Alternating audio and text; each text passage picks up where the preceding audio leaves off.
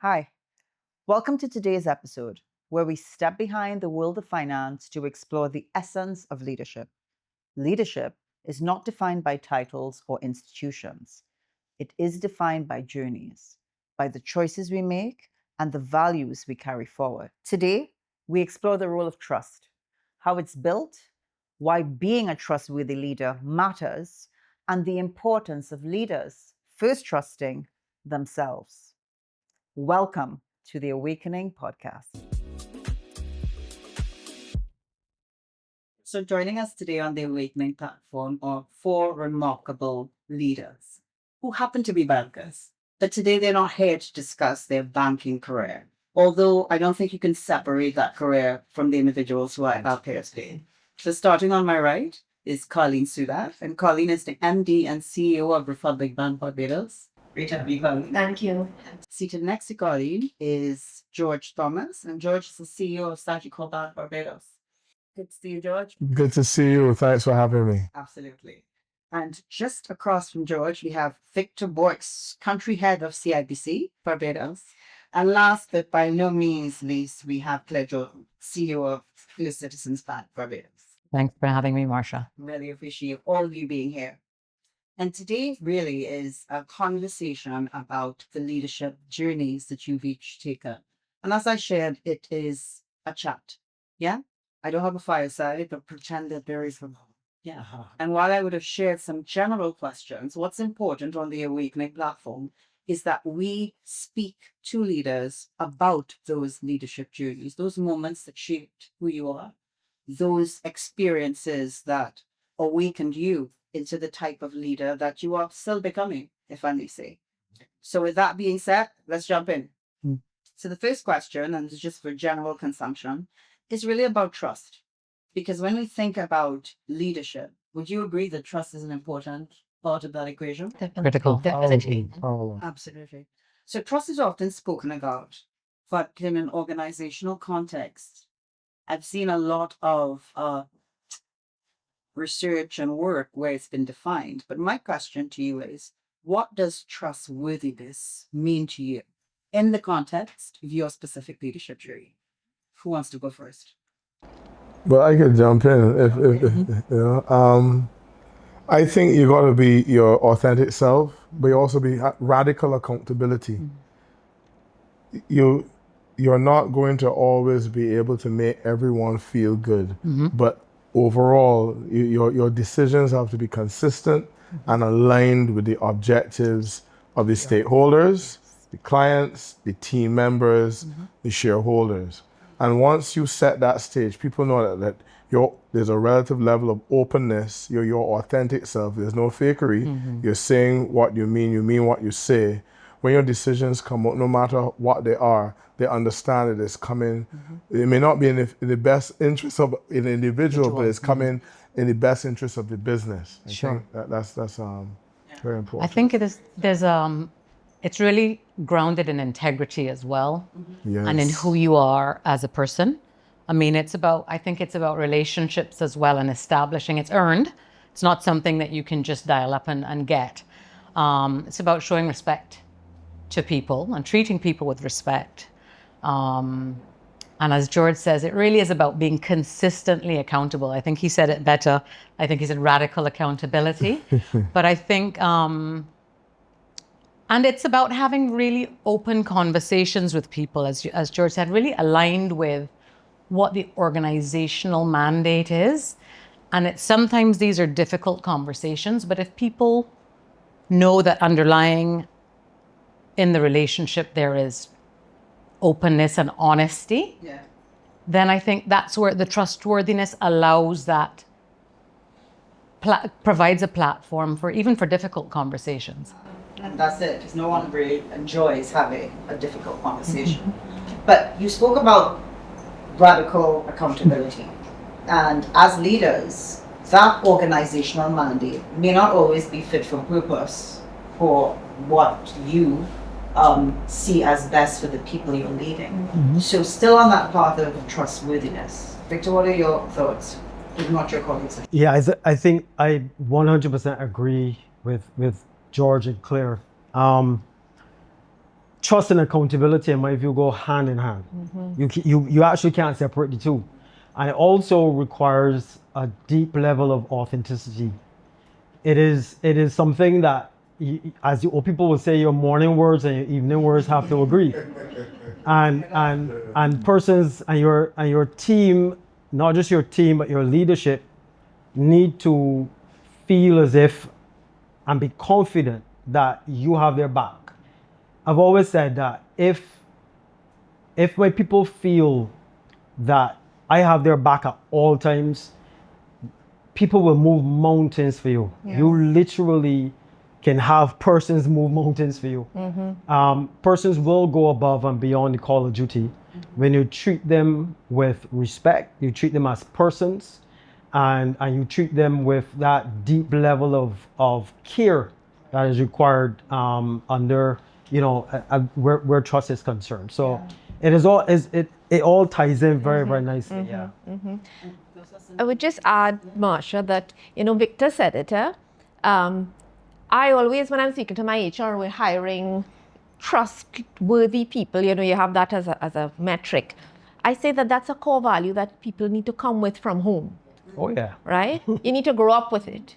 It's not something that you can only insert when you join an organization or you become part of something. It's what you have to be. It's a big part of what you have to be. Now, as you develop your enjoy experiences and you mature, your ability to become more trustworthy changes based on your experiences. But again, I agree with Victor and my colleagues, of course. Once you are one that is known to be trustworthy, your team has that level of confidence in you. They may not always understand why you do what you do, right? Because our minds run differently sometimes. But once you have that, they have your support and they're clear that you always are there for them. I think, you're running, at a good level there, and that's very important. Yeah. Because particularly in the global landscape we're dealing with, we're going to have to continuously have difficult conversations. And the conversations may not be from a place where people feel, you really care about me in that regard, but what about me? You have a big job, but what about me? So all of what you said, the accountability, the respect, it is earned. Yes, it also needs to be given. Yes, I think that's a great start. How do we foster that? And that kind of brings me to my second question, which is looking back on your respective leadership journeys, what experiences, and this is a tough one, have most shaped and molded how you build and sustain trust, not just with your team and stakeholders, but just as a leader? Yeah? What are some of those moments? When we go, boy, I remember when. You have any of those? I could say I'll start. I'll be honest to say probably some of my most combative and difficult situations is really when that level of trust was built. When things are going well, the best in everyone shows up, right? When you have difficult conversations to be held and you have teams of people, I will share very quickly, I had an instance where I led a team and they didn't seek to solicit a spokesperson. The entire team came across to my office to say how displeased they were with something that was happening. And what was intended to be a difficult and a little frictional conversation from their side, it required me to step back and really understand how I could unravel this and how we could move forward together. And that could not have happened, and I will say that it successfully was unraveled, but that could not have happened if the team didn't feel comfortable and confident in the first place to trust to come to me. And had I not realized that initially, it could have turned out quite differently. So I thank the team again for trusting me to come, although they didn't realize it was trust that they were displaying at the time. But sometimes you do, in your experiences and in your maturity, have to unravel things in a different way. But yes, it was only trust that helped us move forward. And I think those instances where I felt were not the most pleasant certainly were the ones that helped build that trustworthiness in a lot of people and how they saw me. So if I'm hearing you, it's also about ensuring you can create that environment. So when those moments do a pair, they may have come with, guns a-blazing, but you're like, no, we can have a conversation, which is about moving that action. I think as leaders, sometimes we have to step back and understand what this really means, because we could all become very caught up in our emotions at the moment, and that's never really constructive. No. Stepping back, boy, we have bandwidth to step back as leaders sometimes, particularly when you have that mandate, you have that metric watching you, and you're like, step back, you're better. So let's continue that conversation. How easy it is for a leader to step back? In that same question around, was there a moment, building on Carlene's point, that you had to? Well, I wouldn't say necessarily that I had to step back, but I certainly, sometimes there are a lot of things that as a leader you have to take forward in parallel. And oftentimes some of them have competing obligations are exactly. And certainly I sort of had a situation where I needed to share some information widely and I didn't have access to the information timely. And we spoke earlier about some people are time people and other people are not time people. Well, I'm a time person. And so I was aware that time was ticking and I needed to communicate and I didn't have the information to hand. And I felt a little bit frustrated by it, but I knew I had to keep moving, right? And so I was able to share the information and I thought, okay, well, this is imperfect, but as a leader, you often have to do things in a way that is not perfect because you've got to keep things moving forward and you don't always have all the information to hand. And I had an interesting interaction the next day with a member of staff who just said to me, I just wanted to thank you for all that you do. And just to say that I understand that it cannot be easy for you. And I thought, wow. Well, yeah, I thought, well, that's wonderful. So maybe, and in my mind, just to relate it back to trust, that person understood that that was an imperfect situation and that knowing who I am, I might have preferred to have done it differently.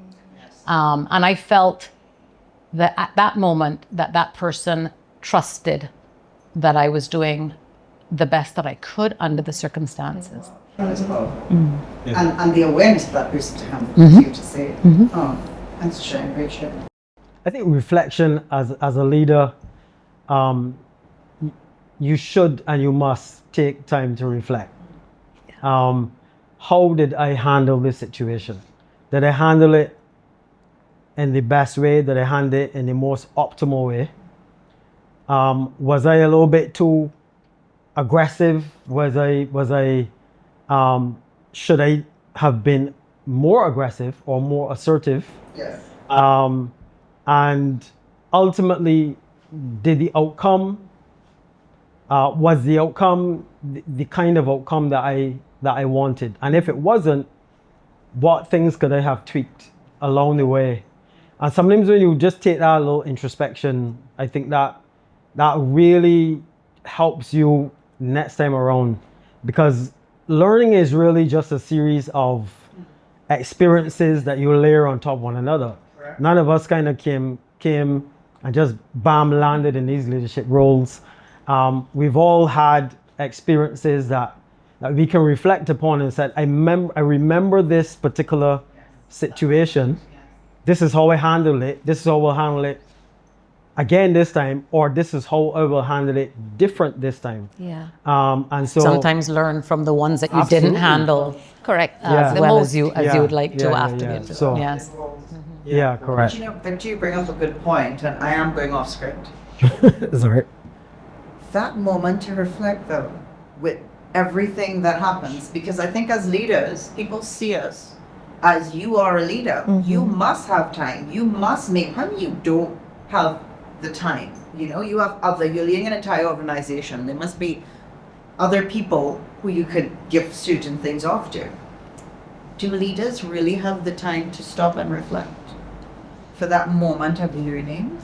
Because to your point, experience is built, and experience becomes knowledge that you apply, Correct. when you can step back and go, hang on to Chris' point, that he could have done that differently.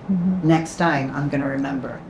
As leaders, You have to be intentional about your operating system. So you have to just like you have to be intentional about your health, how you care for your family, and so I just have to interject because your background is core technology. I love what you said. Operating system. You know, I right? just thought the same Yes, thing, right? of I course. just thought the same thing. Operating system, yes. Your modus operandi. Yes, Yeah. yes. Yeah, correct. Schedule the time. But you have to build in time for reflection, introspection. So on that topic, early in my career as a leader, and I never chose to be this. My company thought I was making too much money for them selling just by showing up and talking about operating systems. It was in the US. And there was an individual, we had a massive project. It was groundbreaking, like huge, as big as you want to be. And it landed in my lap. And I had someone who was temporarily leading it. And I took a chance with him. I should have let him go. But I know if I let him go, as consulting, he would have gone on the bench, at the beach. He'd have been. So I said, no, I'm going to hang on to him.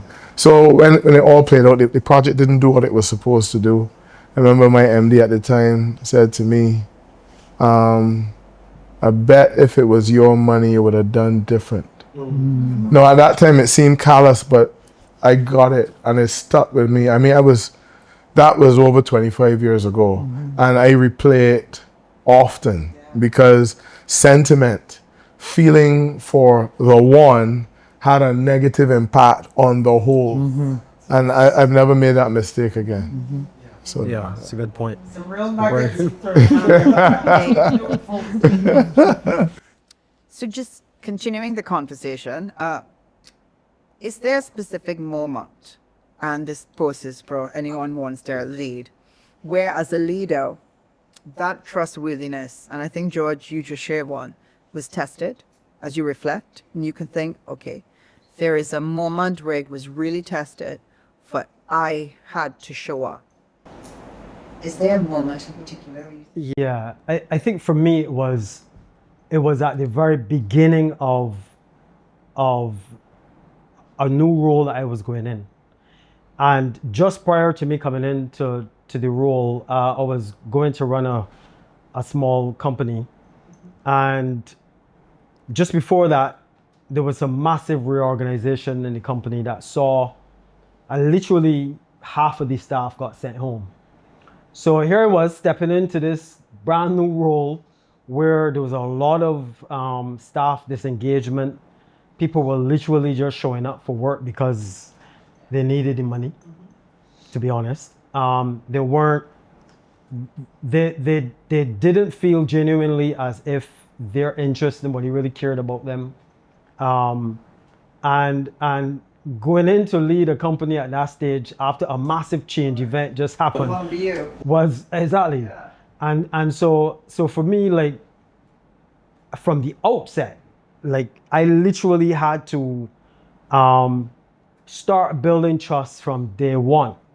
And along the way, it meant that the things that I said and the promises that I made to them, I had to Deliver. I had to deliver, because it was tenuous. It was like everybody was walking on eggshells, and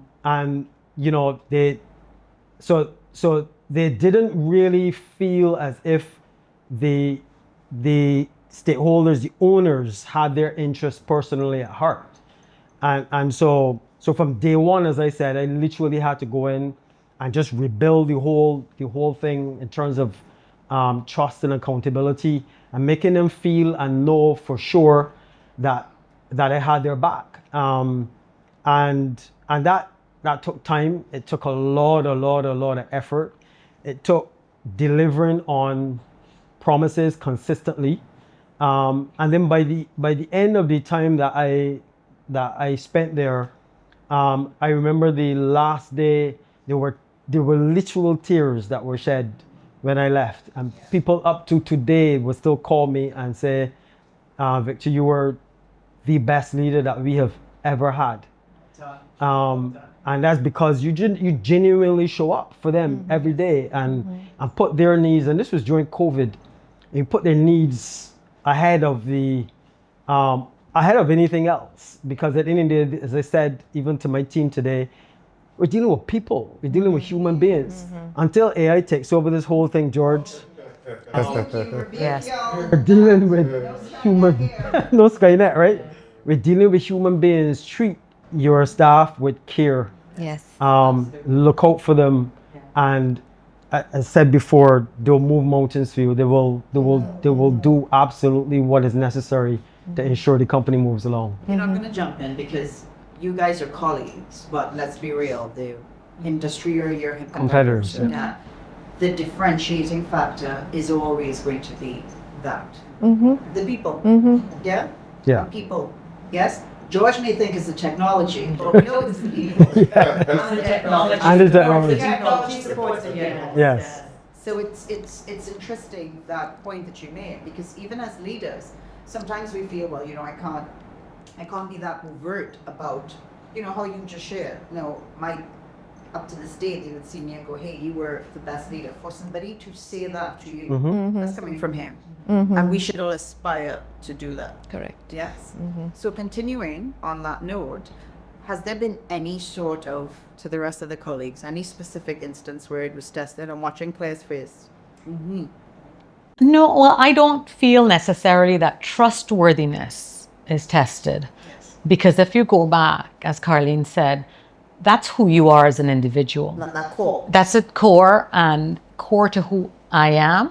So I don't feel that was tested. But I mean, I think sort of like Victor, I've had some instances where I was overwhelmed in a difficult, sort of managing through some difficult circumstances where at the time I was expecting people to have been very upset by the outcome.